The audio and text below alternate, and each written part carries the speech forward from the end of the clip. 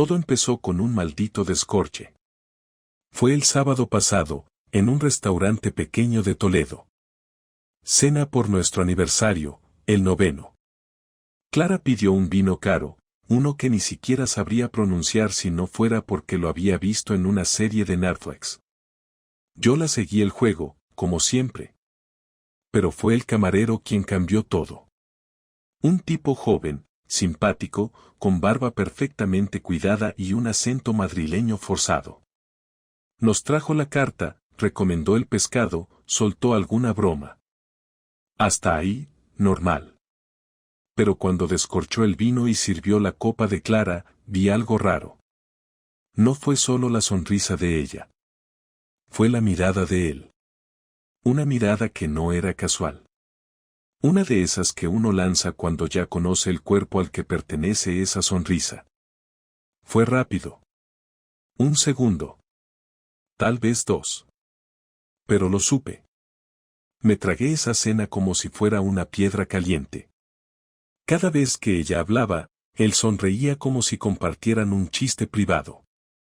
Ella fingía sorpresa con sus recomendaciones, como si no supiera perfectamente qué iba a pedir. Y cuando se fue a lavarse las manos antes del postre, tardó exactamente 9 minutos. Lo conté. 9 minutos. Yo estaba ahí, solo, removiendo el café con una cuchara que no necesitaba, imaginando todo lo que no quería imaginar. Cuando volvimos al coche, ya no hablábamos de nuestras vacaciones. No hablábamos de nada. Y lo peor no era que sospechaba. Lo peor era que, por primera vez en 9 años, ya no me sentía su marido. Me sentía, una excusa. El domingo por la mañana, mientras Clara dormía boca abajo en la cama con una pierna colgando y la sábana enredada entre los muslos, yo me senté en la cocina a mirar una tostada fría que no pensaba comer. El café se había quedado sin azúcar, como la mayoría de las cosas últimamente. No tenía pruebas de nada, pero esa escena con el camarero me había golpeado más fuerte de lo que quería admitir.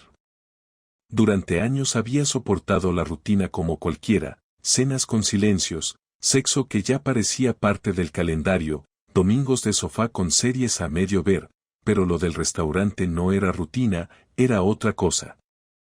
No era paranoia, era esa sensación incómoda que se te instala en el estómago cuando algo no encaja. Y no era solo una mirada. Era la seguridad con la que se trataban, el descaro. Clara no es de coquetear, nunca lo fue. Si algo la define, es esa manera seca de responder cuando alguien intenta acercarse demasiado. Pero con él no. Con él bajó la guardia. Reía bajito, asentía como si todo le diera gracia, le brillaban los ojos como cuando le contaban secretos en la universidad y se mordía el labio sin darse cuenta. Esa Clara yo la conocía, pero hacía años que no la veía conmigo. A media mañana, decidí salir. Le dije que iba a ver a mi hermano, que me invitó a almorzar. Mentira. Mi hermano estaba en Galicia con su novia. Pero necesitaba moverme, sacar la cabeza de esa casa. Me subí al coche sin rumbo fijo y acabé en un bar de barrio donde solíamos ir antes, cuando las cosas eran diferentes. Pedí una caña, pero no la toqué. Me pasé una hora entera repasando los detalles del restaurante como si fueran piezas de un puzzle, tratando de ordenar cada gesto, cada palabra, cada mirada. Me preguntaba desde cuándo estaba pasando esto. No quería que fuera cierto, pero si lo era, necesitaba saber hasta dónde había llegado. Cuando uno empieza a sospechar de su pareja, ya no hay vuelta atrás. Todo empieza a parecer parte de una mentira, desde la forma en que te abraza hasta cómo guarda las llaves al entrar en casa. Volví a casa a las 2. Clara estaba viendo un documental en el salón, envuelta en una manta como si no fuera verano. Me preguntó qué tal con mi hermano y respondí que todo bien, que mandaba saludos. No preguntó más. Durante la tarde, fingí dormir una siesta. Fingí porque necesitaba observarla sin que lo notara. Escuché cómo hablaba con alguien por teléfono en la cocina, con voz baja pero rápida. No pude entender qué decía, pero no era su madre, ni su hermana. Con ellas hablaba diferente. Con ellas se quejaba, se reía fuerte. Aquí no. Aquí todo era medido, como si supiera que podía ser escuchada. El lunes no fui a trabajar. Fingí estar enfermo. Clara se fue temprano al instituto y yo me quedé en casa con una idea que me empezó a carcomer desde la noche anterior. Revisar el coche. El suyo. Tenía una extraña sensación con eso, no sé por qué. Clara no deja nada a la vista, es metódica, ordenada, hasta obsesiva con su privacidad. Pero todos cometen errores.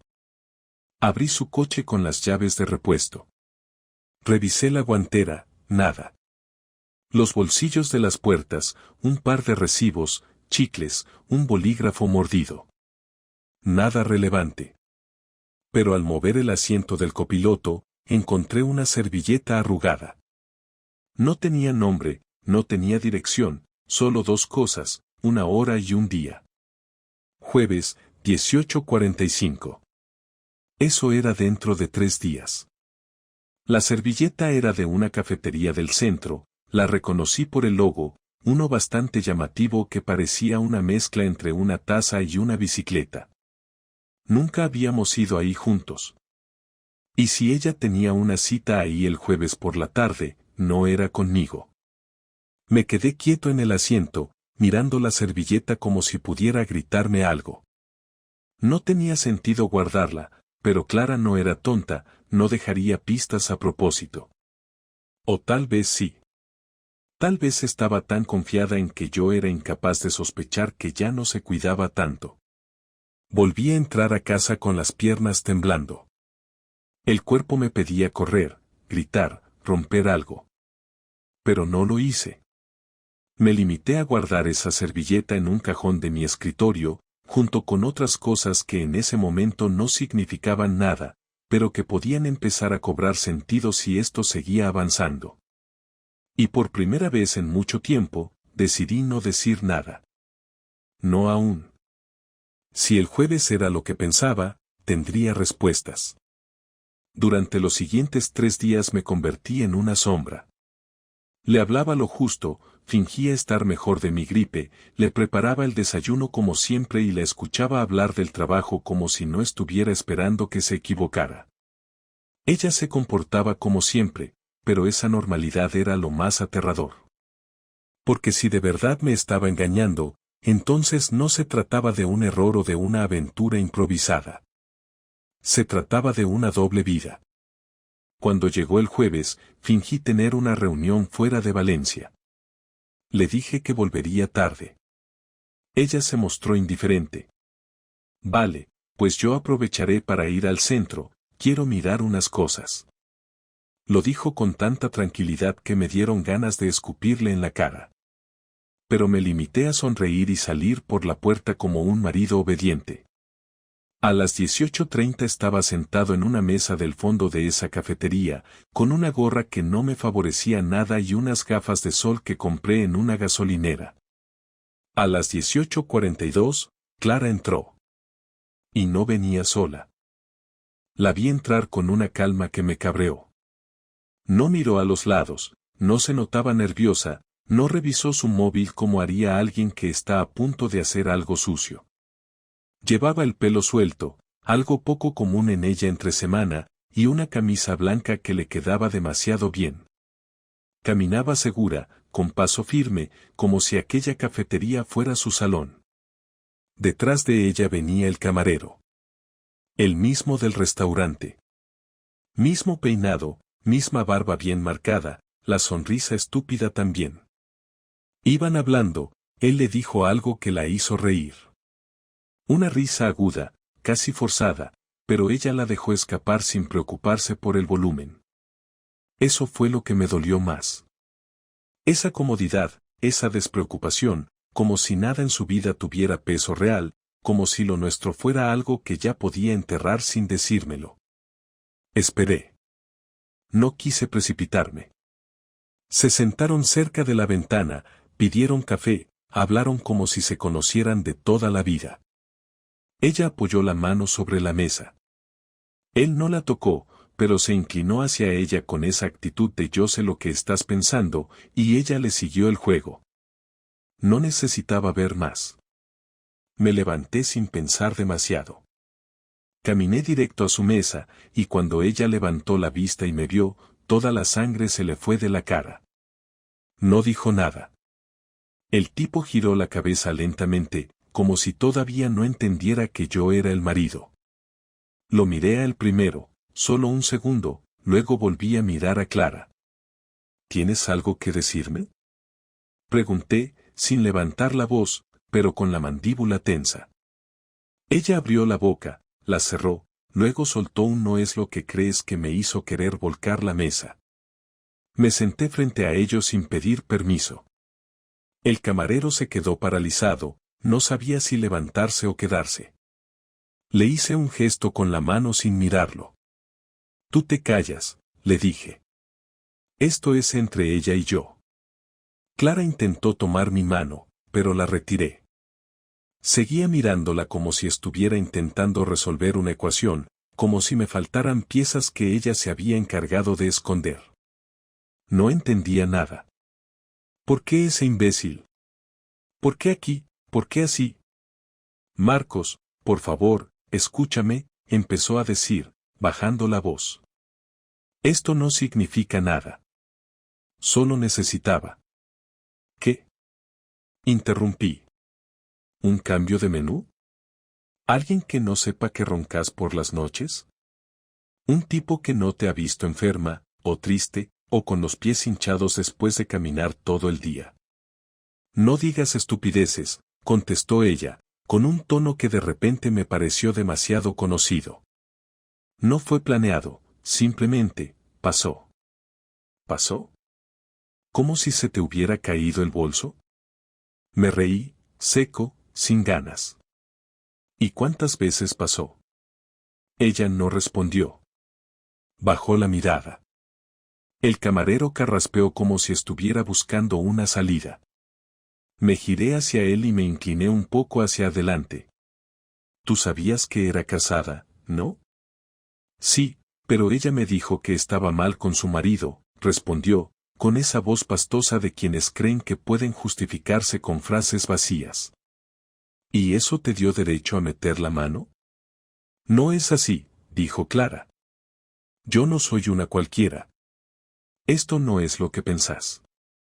Yo lo busqué, sí, pero fue porque ya no sentía nada contigo. ¿Y decírmelo? La interrumpí otra vez. ¿Eso no estaba en tus planes? ¿O preferías seguir comiendo de los dos platos? Ella me miró entonces como si fuera la víctima, como si fuera yo el que la había decepcionado. Y ese gesto fue lo que me hizo perder el control. Me levanté de golpe, la silla se arrastró con ruido.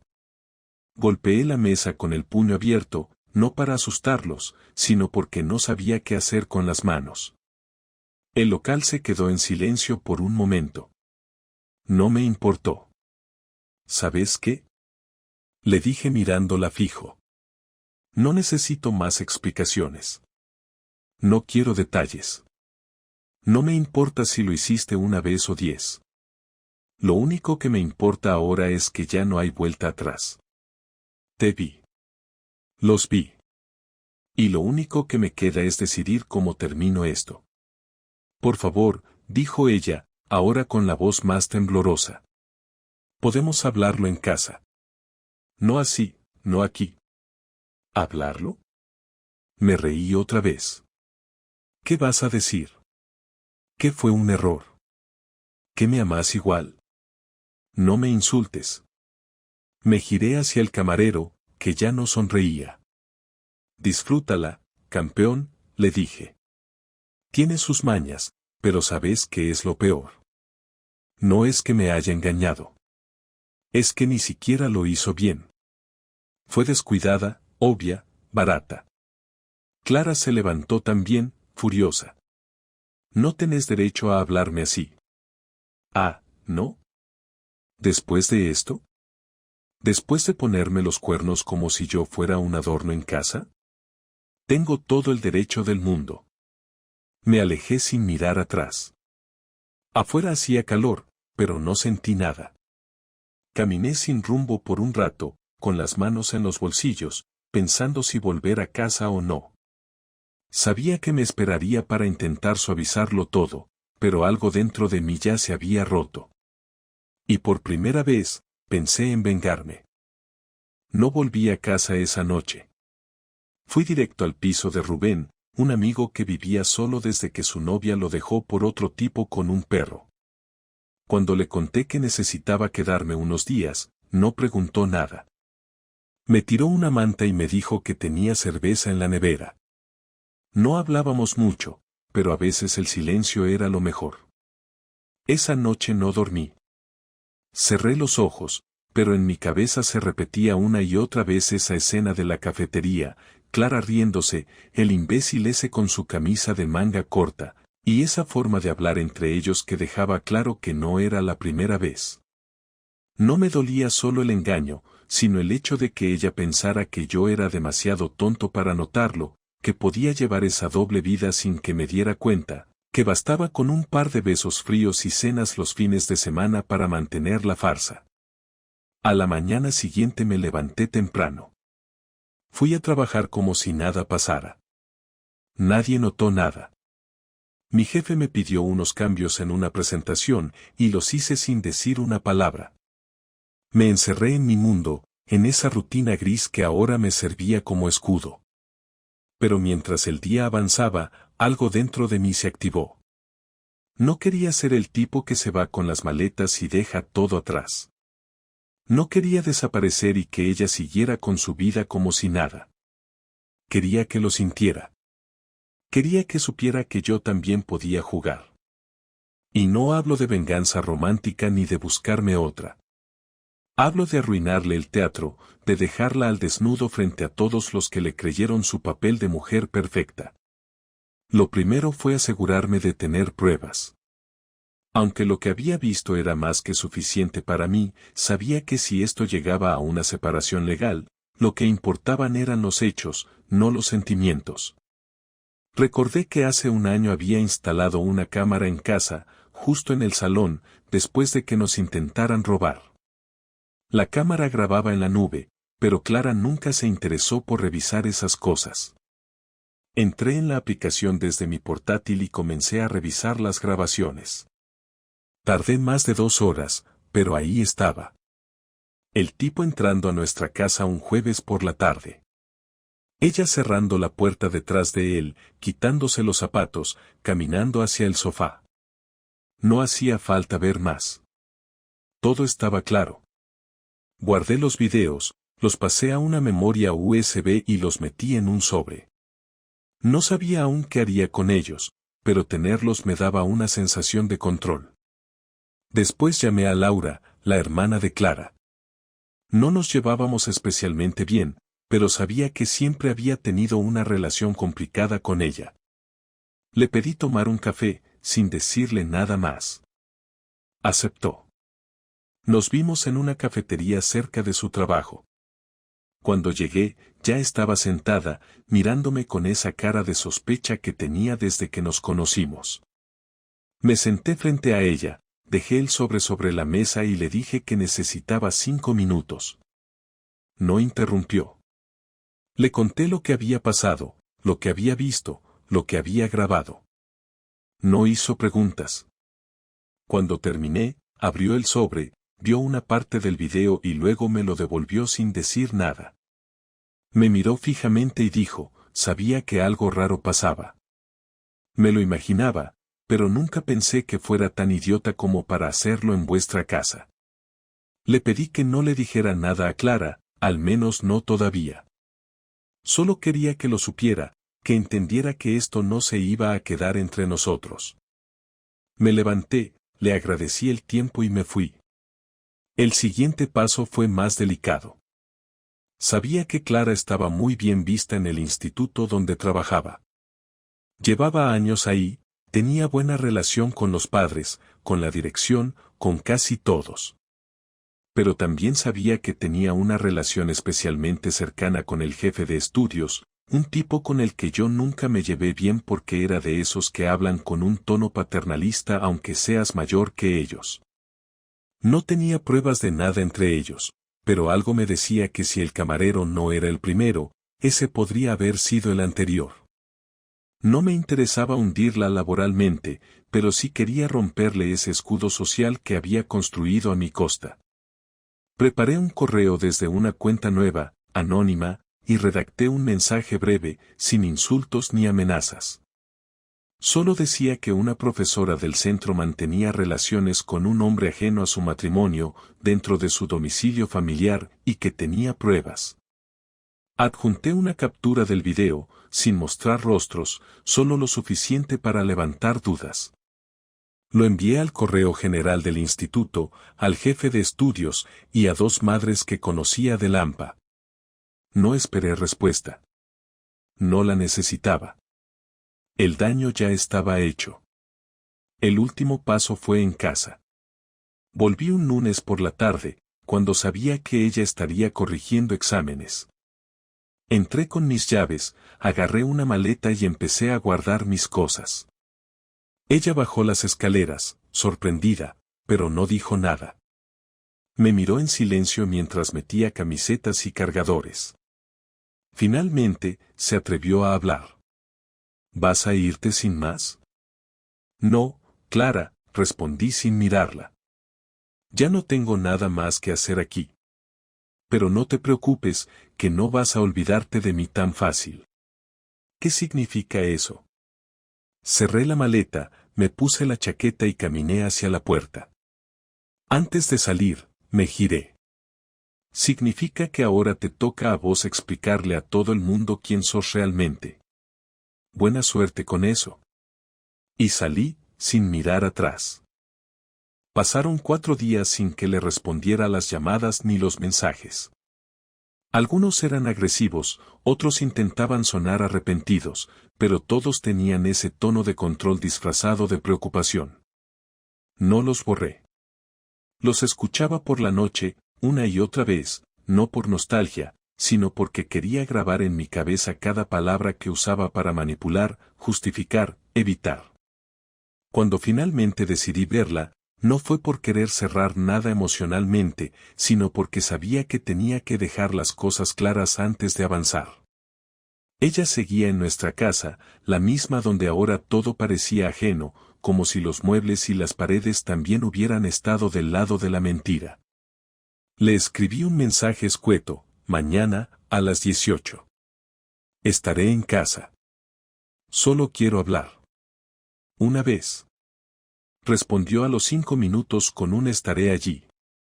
No añadió nada más. Llegué media hora antes, porque no quería que me sorprendiera en la puerta ni fingiera nervios que no tenía. Preparé 2 vasos con agua por costumbre, aunque no toqué el mío. Cuando llegó, entró sin tocar el timbre. Llevaba puesta una chaqueta que yo le había regalado hace años, una de esas que usaba cuando quería mostrar una versión seria de sí misma. Caminó hasta el salón y se sentó como si le costara mantener la espalda recta. Me miró sin saber cómo empezar. No la ayudé. El silencio era suyo. No sé ni por dónde empezar, dijo finalmente, bajando la vista. Probá por la verdad, a ver si esta vez funciona, respondí sin levantar la voz. Marcos, sé que lo que hice no tiene excusa. Lo sé. Pero no quiero que te vayas con la idea de que esto fue solo por capricho. No fue algo que busqué. ¿Y qué fue entonces? ¿Una oferta que no pudiste rechazar? No lo pongas así. Estaba vacía, me sentía sola en esta casa. Vos estabas siempre en lo tuyo, con el trabajo, con tu mundo. Yo necesitaba sentir que alguien me veía. Que alguien me hablaba como si importara. Perfecto, interrumpí. Entonces, si vos te sentías sola, ¿eso te da derecho a convertir tu vida en una excusa para cagarte en la mía? No es eso. No me quiero justificar, pero quiero que entiendas que no fue algo frío. No lo planeé. ¿Y eso qué cambia? ¿Qué no fue planeado te limpia la culpa? Porque para mí es peor. Me dejas claro que, incluso sin planearlo, sos capaz de esto. Se quedó callada. Sus ojos estaban rojos, pero no lloraba. O ya había llorado todo. O estaba midiendo cada gesto.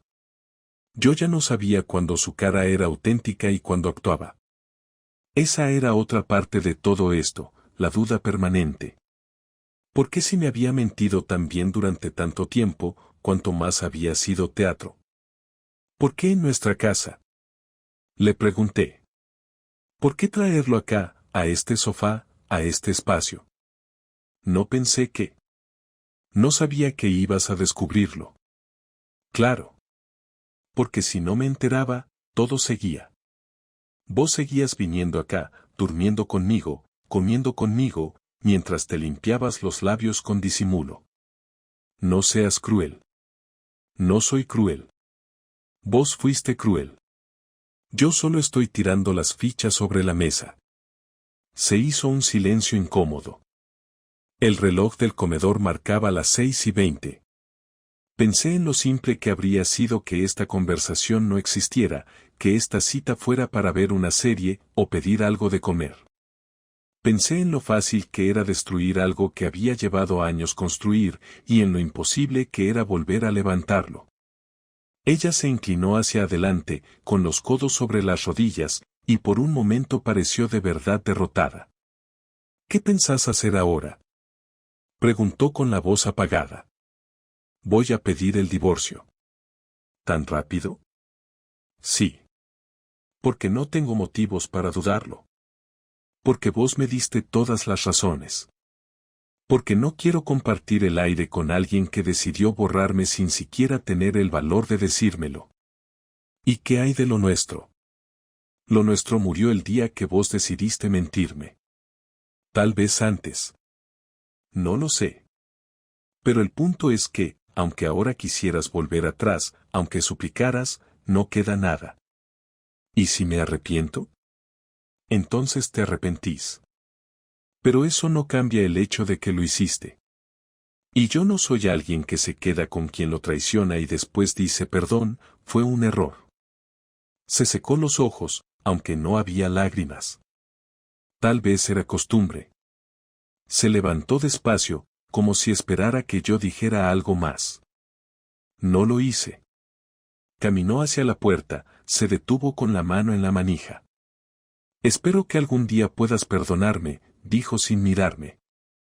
Espero que algún día dejes de hacer daño a la gente que te quiere. Se fue. No hubo portazo. No hubo lágrimas. No hubo abrazo final. Solo la puerta cerrándose detrás de ella. Me quedé ahí, en el sofá que ahora tenía historia, en la casa que ya no era mía, en la vida que me habían obligado a abandonar sin siquiera una pelea justa. Los días siguientes no fueron especialmente tristes, pero sí raros. El silencio no era nuevo, lo había sentido muchas veces en esa casa, pero esta vez era distinto porque ya no tenía que adivinar nada. No tenía que preguntarme por qué Clara estaba fría o por qué se reía menos. Ya no necesitaba justificar la distancia, ni buscar motivos para las ausencias. Todo estaba claro. Ella había elegido otro camino, lo había hecho sin avisar, sin pensar en mí, y ahora lo único que quedaba era reconstruir mi rutina sin incluirla en ella. Inicié el proceso legal con un abogado que me recomendaron en el trabajo, un tipo seco, sin ganas de hablar más de lo necesario, justo lo que necesitaba. Me explicó los pasos, los plazos, y me pidió los documentos.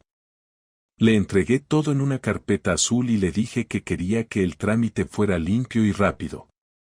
No quería pelear por cosas materiales, no me importaban los muebles, ni la tele, ni siquiera la casa. Lo único que me importaba era terminar. Ella intentó negociar. Me escribió un correo largo, dividido en párrafos con títulos, como si fuera una presentación de trabajo. Me ofrecía mantener el piso, repartir los ahorros, incluso cederme el coche. No respondí. Dejé que el abogado lo gestionara todo. Ya no tenía interés en escuchar su versión, ni en analizar si su arrepentimiento era sincero o simplemente una forma de salvar las apariencias. Con el paso de los días, algunos amigos empezaron a enterarse.